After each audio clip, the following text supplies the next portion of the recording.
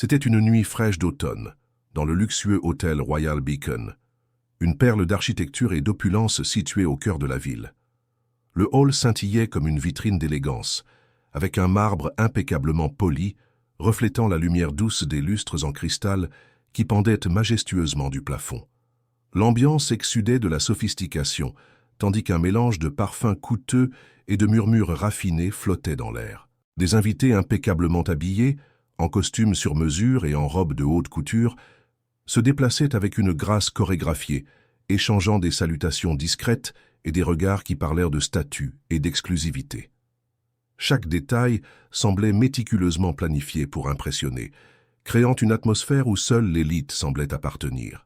Derrière le comptoir de réception du Royal Beacon, Marissa, une jeune réceptionniste, exsudait une confiance professionnelle bâtie par l'environnement d'élite qu'elle gérait avec fierté. Elle croyait avoir un don pour identifier le bon type de client à distance, presque comme une montre bien réglée.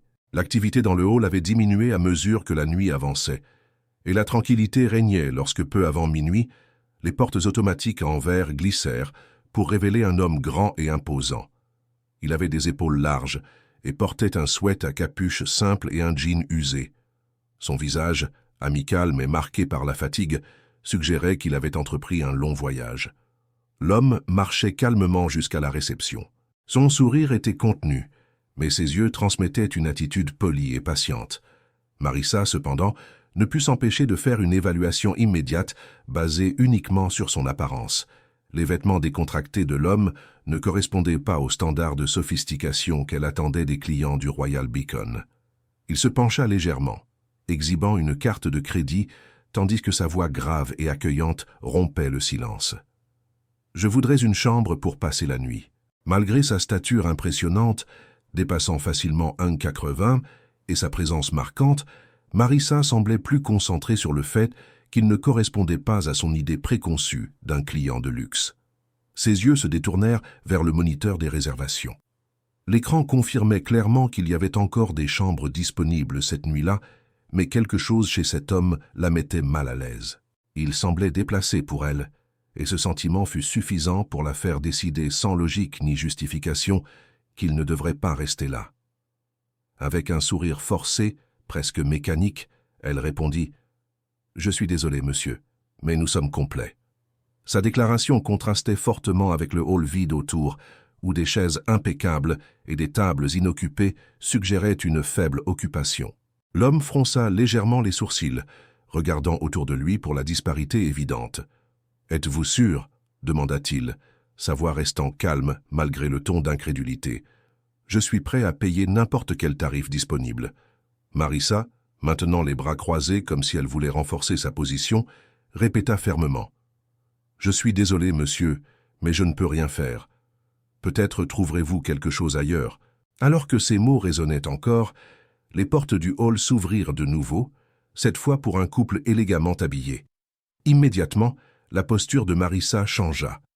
Son sourire auparavant forcé laissa place à une expression sincère et chaleureuse. En quelques minutes, elle remit une clé de chambre au couple sans hésitation ni excuse. Observant la scène, l'homme grand resta silencieux, mais ses yeux révélaient un mélange de déception et de compréhension amère. Il n'y avait aucun doute, ce n'était pas une simple erreur ou un malentendu. Il venait de faire face aux préjugés sous sa forme la plus claire. Il acquiesça pour lui-même, contenant la vague de frustration qui menaçait de déborder. « Merci » dit-il d'un ton contrôlé avant de se tourner et de sortir dans la nuit froide. L'air frais toucha son visage, apportant un moment de clarté.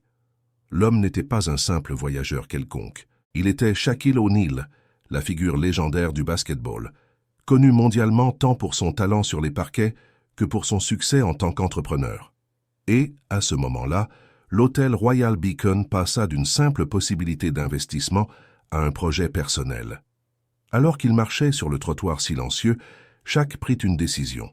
Il prit le téléphone et passa quelques appels stratégiques, discutant directement avec son conseiller financier et son équipe juridique. L'hôtel, qui était déjà dans son viseur depuis un certain temps en raison des problèmes de la société mère, devint la priorité numéro 1. Cette expérience de discrimination avait scellé son engagement à finaliser l'accord d'achat immédiatement. Avant l'aube, Shaq avait déjà confirmé l'acquisition de l'hôtel Royal Beacon, le transformant en une pièce supplémentaire de sa collection croissante d'entreprises prospères. Le matin suivant, alors qu'il examinait des rapports et des politiques de l'équipe dans un café tranquille, il réfléchissait à la nuit précédente. Le ton de mépris qu'il avait affronté n'était pas une nouveauté pour lui, mais, cette fois, il avait l'opportunité et le pouvoir de corriger cette injustice, et il était déterminé à le faire.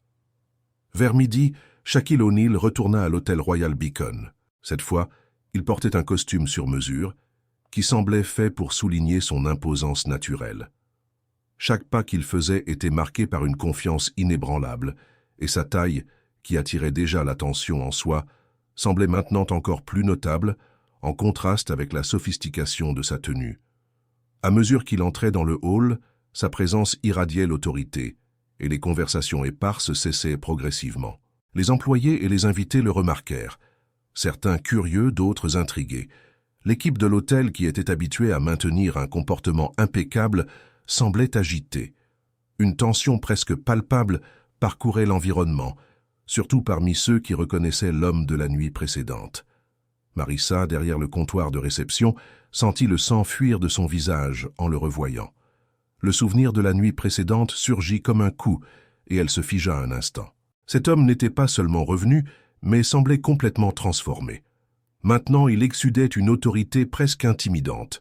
Son cœur battait la chamade alors qu'elle essayait de se recomposer. Forçant un sourire, elle le salua d'une voix qui trahissait son anxiété. « Bon après-midi, monsieur. Comment puis-je vous aider ?»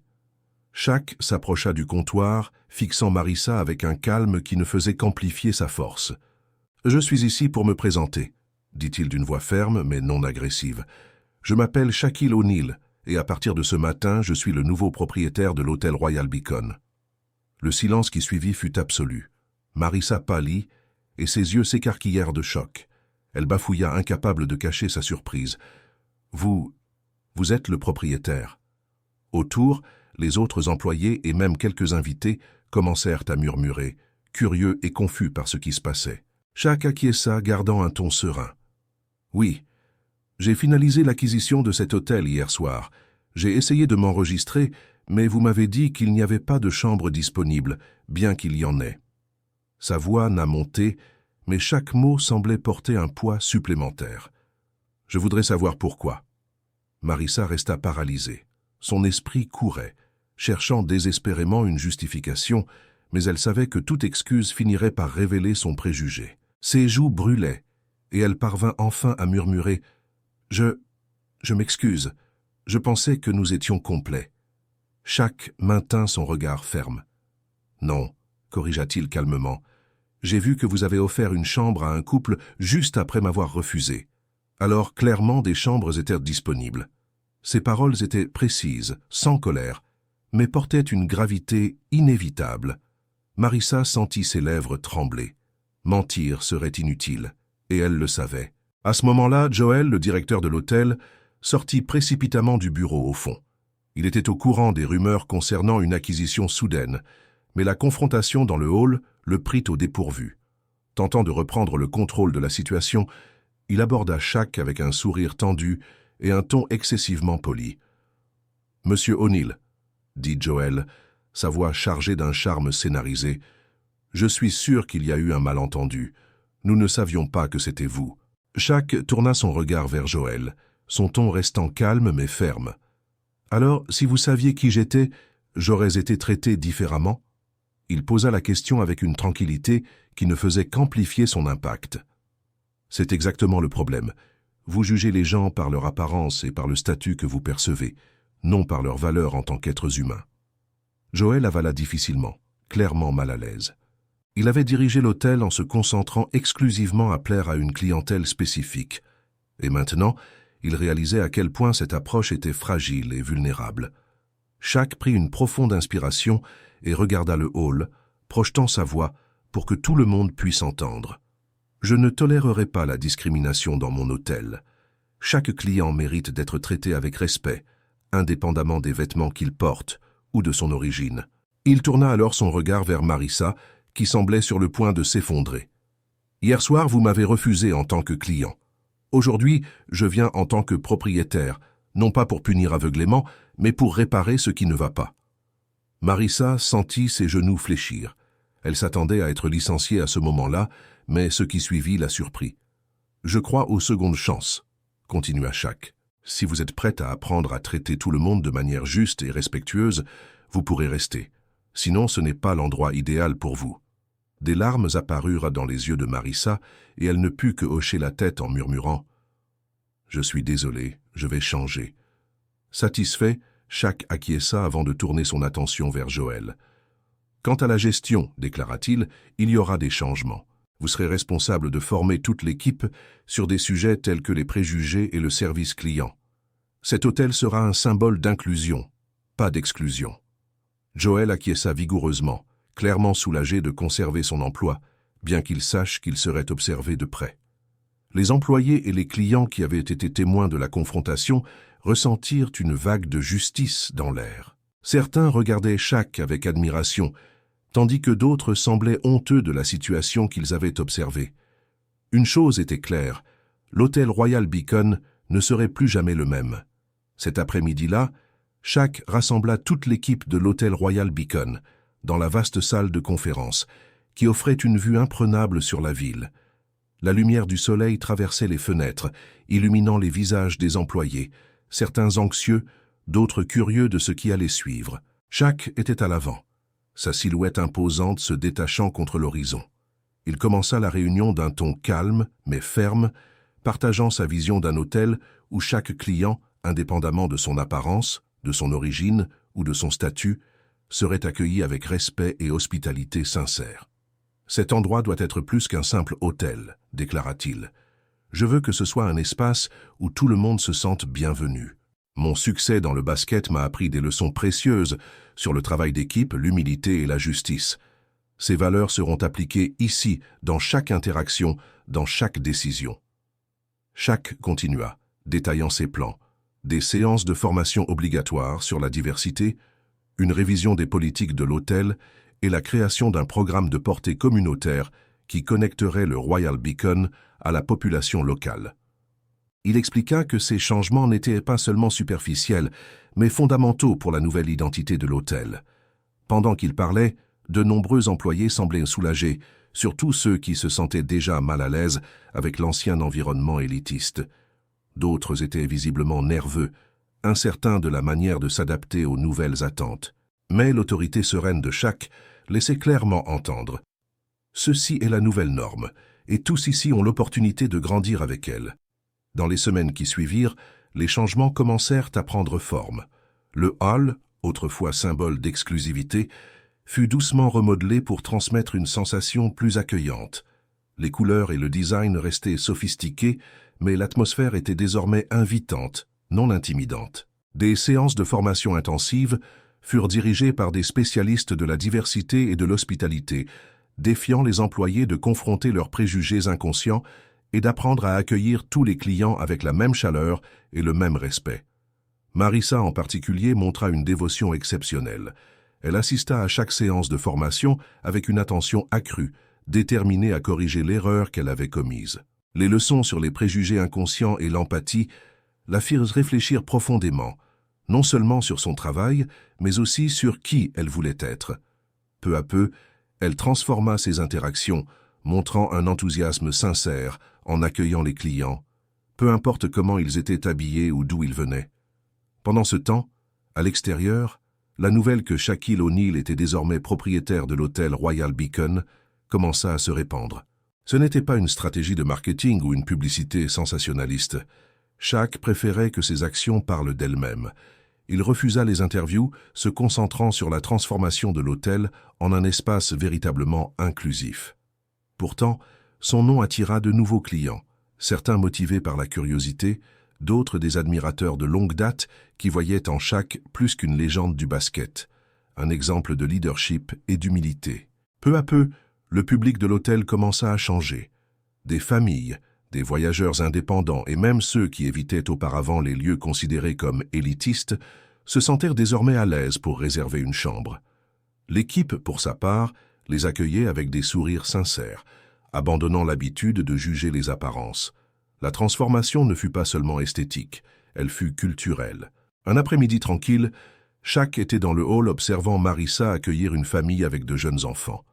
Les parents, habillés simplement, étaient enthousiastes, tandis que Marissa les accueillait avec un sourire chaleureux et professionnel, sans aucun signe de l'hésitation d'autrefois. Après leur avoir remis la clé de la chambre et leur avoir souhaité une bonne journée avec courtoisie, elle se tourna pour trouver Shaq le regardant. Son sourire était désormais sincère et dépourvu de toute tension. « Monsieur O'Neill, » dit Marissa avec sincérité, « je voulais juste vous remercier de m'avoir donné une seconde chance. J'ai beaucoup appris et les choses ont vraiment changé pour moi. » Shaq, avec un léger sourire, posa une de ses grandes et fermes mains sur le comptoir. « Je savais que tu pouvais apprendre, » répondit-il. « C'est de cela qu'il s'agit maintenant ici. Grandir et traiter les gens de la bonne manière. » Les yeux de Marissa brillèrent de gratitude, et à ce moment-là, le poids de son ancienne attitude préjugée laissa place à un sentiment d'apprentissage et de renouveau. Plus tard, alors que la nuit approchait, Joel, le directeur, passa par le hall et fit un signe respectueux à Shaq. Il s'était également adapté aux nouvelles attentes, travaillant diligemment pour diriger l'équipe selon les nouveaux standards. « Les réservations pour le mois prochain sont solides, » dit-il avec un sourire satisfait. « Il semble que les affaires prospèrent. Merci de t'assurer que tout se passe bien. » Shaq acquiesça, satisfait des progrès. « Bon travail, Joel. Cela n'est possible que parce que tout le monde travaille ensemble pour créer quelque chose de mieux. » Maintenant, l'hôtel Royal Beacon prospérait, non pas en excluant, mais en accueillant. Le moral de l'équipe était élevé et la satisfaction des clients était évidente. Ce qui était autrefois un symbole d'esnobisme élitiste s'était transformé en un espace inclusif, où tout le monde se sentait valorisé. Pour Shaq, c'était plus que des affaires, c'était un héritage. Quelques nuits plus tard, Shaq se promenait dans le hall de l'hôtel Royal Beacon, observant discrètement le mouvement, alors que l'hôtel se préparait à clore une nouvelle journée. Il remarqua un couple noir plus âgé s'approcher de la réception. Leurs vêtements simples et leurs expressions fatiguées indiquaient un long voyage. Shaq s'arrêta et observa quand un réceptionniste nouvellement embauché les accueillit avec un sourire chaleureux, offrant les clés de la chambre sans aucune hésitation ou jugement. Le couple semblait agréablement surpris par l'accueil amical, remerciant avec des sourires sincères avant de se diriger vers l'ascenseur. Shaq sourit pour lui-même. Pour beaucoup, cela pourrait sembler un simple geste, mais pour lui, c'était une victoire significative dans sa lutte plus large pour l'égalité et le respect. Voir la transformation de l'hôtel reflétée en ce moment confirmait que ses actions en valaient la peine. L'hôtel Royal Beacon n'était plus un lieu où les gens étaient jugés par leurs apparences, mais un espace où tous pouvaient se sentir valorisés et bienvenus. Avant de quitter l'hôtel cette nuit-là, Shaq s'assit dans le salon, un verre d'eau minérale devant lui. Tandis qu'il regardait le hall maintenant accueillant et inclusif, il se rappela de la première nuit où il arriva au Royal Beacon. Le souvenir du rejet qu'il avait ressenti apportait encore une pointe de déception, mais en même temps semblait lointain, comme une ombre éclipsée par l'éclat de ce qu'il avait créé. Ce n'était pas seulement un hôtel réformé, c'était un lieu où son héritage allait au-delà du basket ou des affaires. C'était un symbole de ce qui est possible lorsque l'on choisit de faire ce qui est juste. Le matin suivant, alors qu'il marchait dans le hall, Shaq reçut une carte remise à la réception par un client qui préféra rester anonyme. Il ouvrit l'enveloppe et lut « Merci de faire de cet endroit un lieu où je me sens bienvenu. Cela signifie plus que vous ne l'imaginez. » Tenant la carte un instant, Shaq ressentit une vague de satisfaction. Il n'avait pas besoin de gros titres ou d'une conférence de presse pour savoir qu'il était sur la bonne voie. Cette reconnaissance silencieuse était plus que suffisante pour réaffirmer que sa décision avait été la bonne. Avant de partir à ses réunions, Shaq décida de faire une dernière ronde dans l'hôtel. Il saluait les employés par leur nom, leur demandant comment s'était passée leur journée et échangeant des mots d'encouragement. Maria, l'une des gouvernantes, mentionna combien de clients louaient la nouvelle atmosphère amicale de l'hôtel. Tom, le porteur, avoua qu'il était désormais fier de travailler au Royal Beacon. Ces mots simples renforcèrent la certitude que la transformation n'était pas seulement un changement de politique, mais un impact réel et profond sur la vie des personnes faisant partie de l'hôtel. Lorsque Shaq quitta finalement dans la rue, Les portes illuminées du Royal Beacon se fermèrent derrière lui, symbolisant un lieu renouvelé pour le mieux.